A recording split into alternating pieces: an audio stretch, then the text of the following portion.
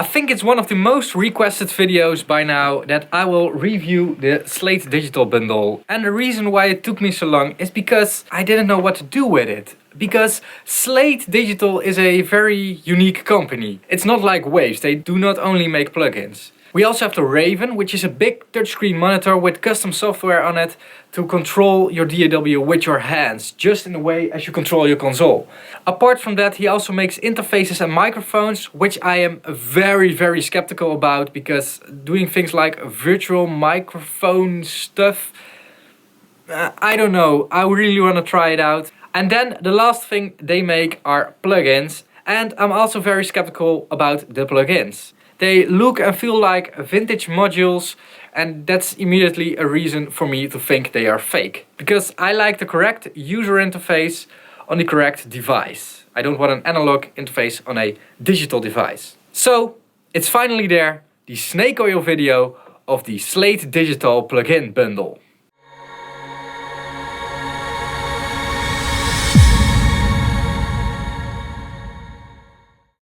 So what you see right now on my screen is the virtual mix rack, which is the package in which almost every plugin from Slate runs. And we can really see in here that they want us to believe that it sounds like analog equipment. For instance, we have wood on the side panels. We've got screws on the screen, they are all screwed in a different way in. And every module looks like an analog module, it's even three-dimensional. So making a chain works really simple. It's really drag and drop. So if I want a compressor in here and an EQ and I don't know, maybe a mix bus virtual channel thing, and we can just drag them in there. And the first thing I noticed is something you can see very good with the EQ is the way the buttons are designed. The top buttons are as if you look right on top of them, and the bottom buttons are three-dimensional as if you look like down on them. And the small problem I have with that is that my brain doesn't understand that. I just want a flat surface. It's okay if you want to have scratches on them or something. I don't see a reason why you want it, but if you want it, okay. Give me like just round buttons in the interface and not like perspective ones on here and normal ones on there. That's okay, so let's bypass these two and let's use some compression. Let's change this one for one I know, which is a Uri, a vintage Uri. And let's first compress a kick. And you all know from which song this kick is. It's from Sandstorm, of course. So this compressor is modeled after an 1176. It also looks like an 1176, a blue stripe edition. And I know the 1176 pretty well. So let's see if it aligns with what I can remember of it. It's been a year since I've used it the last time. So let's see what it does.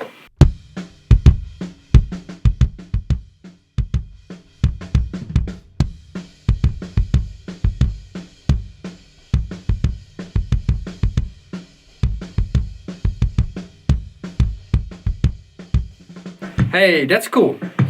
Okay, I have to give them this.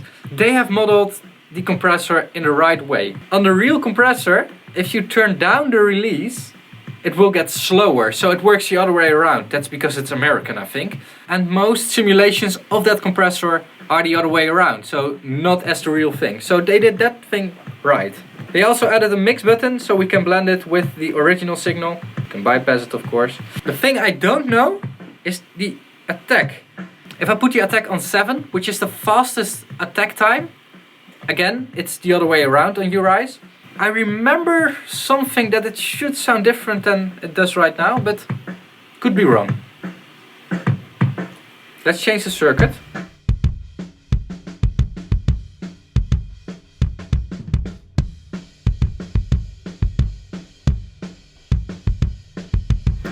Cannot get the sound out of it that I imagined from that fast attack time. Maybe I need to use the different modulation. This is like more like it. Still not what I imagined. Anyway, you don't want that fast of an attack setting on a kick. Then there's something strange in here. I've just noticed it. It's noise reduction, which is suspicious. Why should you need noise reduction on something that's digital? We always use noise reduction on analog, on tape, on stuff. I don't need noise reduction on digital stuff. Remove it! Don't put the noise in there. I've just finished a record of or actually a whole album, and I got comments afterwards.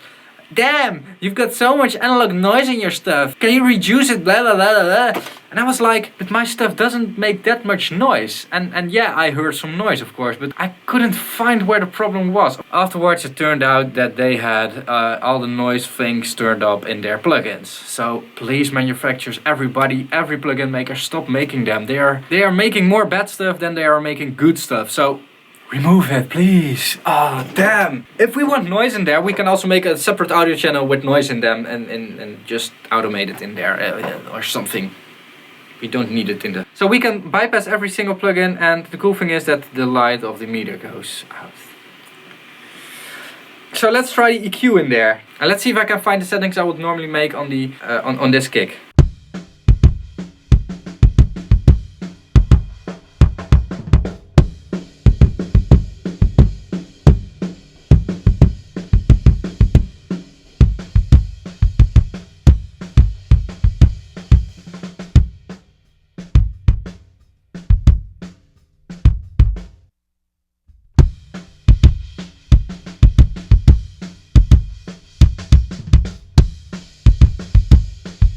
So something like this is not relevant because the rest of the track isn't in here, so I don't know what the rest is doing, so I cannot shape it to the other instruments. But for now, let's try this setting, which is a bit extreme setting. It's like 10 decibels on 200 hertz. We've got 53 hertz, 5 decibels, and we've got 6 kilohertz, 4 decibels. And I've seen a tip in one of my comments of someone suggesting to use a FEP filter with the match EQ to see if I can match it and can compare it, so we can see if there's difference in sound and that kind of stuff. Let me quickly do that. Okay, so let me show you what I made. I made a separate channel with the same audio on it, and I've inserted a FEP filter, which I have the sidechain assigned to the first channel, audio 1. So if I press play, we can see a red overline. Yeah, there it is, from the other signal. And when I go to EQ match, it should make something equal. That's a theory. And now we can see what it has detected. And it's sort of accurate. The center frequencies are not the ones I was expecting, but maybe that's because of the color of the EQ. So let's listen to the differences.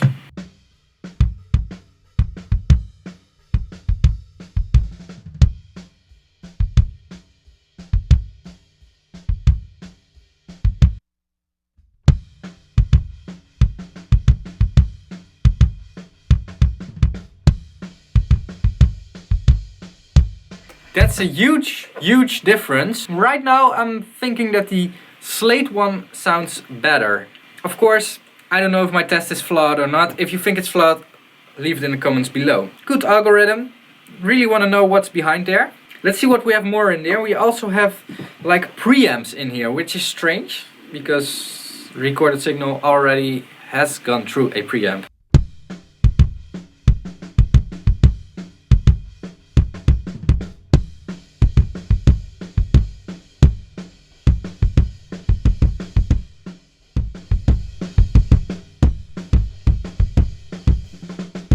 We also have a British EQ. It's a Neve, we can see it.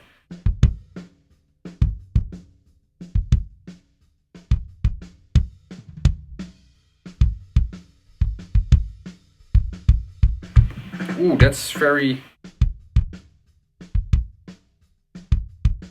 Well, I think you can EQ a kick with these EQs in here, which is actually pretty interesting. So that's it for the mix rack, but Steven Slate makes more than just the mix rack. He also makes the VBC rack, which is actually a collection of 3 separate plugins.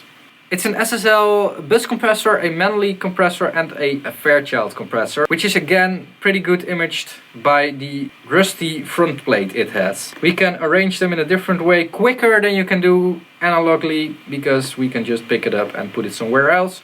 If you want to do this analog, you need a screwdriver and some cables. So what this thing is meant for is like layering compression on top of each other, which I think is interesting because I never want to do that. I just want one compressor, have it work hard, so you can really hear what it's doing. And if you're layering 3 compressors on top of each other, then you're, yeah, I don't know, it always feels like something goes away. Let's close this one and only pick the coolest one, which is the Fairchild. And let's see if we can get this thing into compression. Where is the threshold? There's the threshold.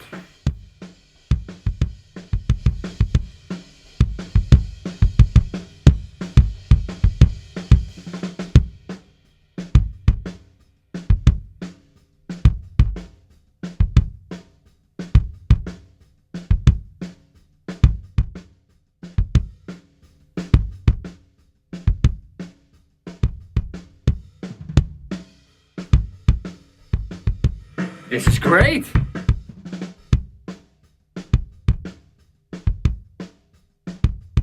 This is awesome! This is actually pretty good.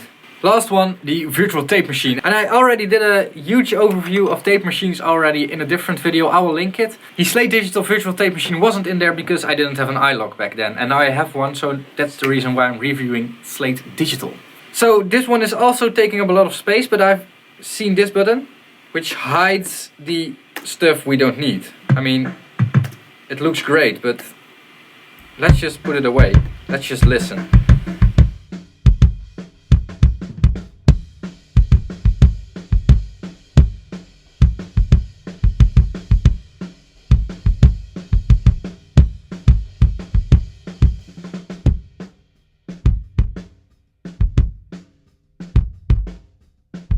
So there are some settings we can change, again with analog switches.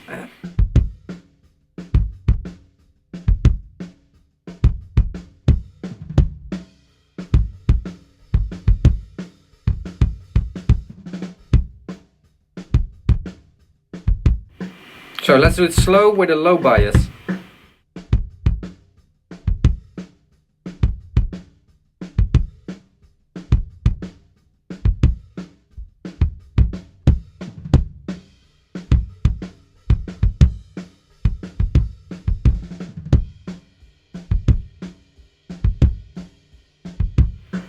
Yeah, I don't know, there's a lot of... Okay, so I've just found the red button, which is customizing everything. I don't know. The thing I always have with those tape machine emulations is that it keeps inside of the speakers. It doesn't come out. It doesn't scream at me. And my own tape machine does it. Maybe it's because of a unique alignment I made myself. I don't know. I just did it on my ears. The analog tape machines always give me a warm feeling and like they are grabbing me. Like it's magic. And I've never seen magic coming from a tape machine plugin, and this one, no, it's not doing it. So let's try to make a conclusion out of this snake oil video. I have to say I'm pretty impressed by the capabilities of the Stephen Slate bundle. Not all of them, but there are certain plugins in there that I could be using. The reason why I'm not doing that is because I'm having analog equipment and because the user interface is not suited for me, because I don't want to have vintage things on my screen. It feels so... If someday the Slate Digital team will make a plugin bundle with normal controls, something I really want to use digitally, I don't want to use this rusty stuff on my screen. It feels... Then I maybe will try to implement them in my workflow. If some guys from Slate Digital are watching this review, I really like to try the Raven. I really want to test the Raven and see what I can do with it. So maybe? The Slate Digital bundle comes in a subscription plan, which is very reasonable. It's $14 if you commit to have it for 1 year, so an annual bundle. If you pay it for 1 year directly, it's $179, which is, to be honest, the price of a normal EQ plugin from Waves. They are pretty expensive. And the cool thing is, this is all access, so you have everything. And if they make a new plugin, you will directly have access to it. So I really like this subscription-based plan. It makes sure that there's money to develop new things for them. And it's also not that expensive. It's actually very, very cheap. And it doesn't even sound that bad. So that's That's something, if you are a home producer, only have your own laptop, I can recommend in some way, take a look at the Slate Digital plugins. If you have an iLok, you can try them out with a demo. Maybe I'll link it below, but I'll probably forget it. Just Google Slate Digital demo, you will get there. So go and check out the Slate Digital plugins. And very importantly, use your own ears. Don't believe what I say. Don't believe what anyone else say. Only believe your own ears. Those are the only things that can really judge what you think about it. And don't buy it because they say so. Only buy it if you really think it can do something for your sound and for your mix. And with that being said, I want to end this video over here. I want to thank you a lot for watching. If you like this video, please let me know with a thumbs up or with a comment. And also comment any future ideas for future videos or subjects you want me to talk about. If you want to support me, that's possible on Patreon. So check out my Patreon campaign over here. And also check out one of my other videos. I will link them over here. I'm ending this video here. Thanks for watching and bye bye.